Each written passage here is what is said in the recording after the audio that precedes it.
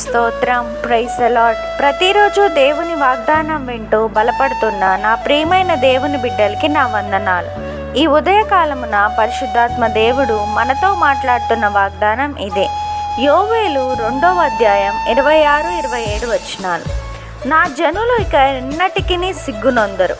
అప్పుడు ఇశ్రాయేలీయుల మధ్య నున్నవాడు నేనే అనియు, నేనే మీ దేవుడునైన యెహోవాననియు, నేను తప్ప వేరొక దేవుడును లేడనియు మీరు తెలుసుకొందురు.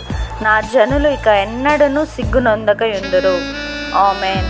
Verse of the day, Joel chapter 2 verse 26 and 27. And my people shall never again be put to shame. You shall know that I am in the midst of Israel, and that I am the Lord your God, and there is none else. And my people shall never again be put to shame. ఆమేన్. సమస్త జ్ఞానమునకు మించిన దేవుని సమాధానం యేసుక్రీస్తు వలన మీ హృదయములకును తలంపులకును కావలి ఉండునుగాక. ఆమేన్.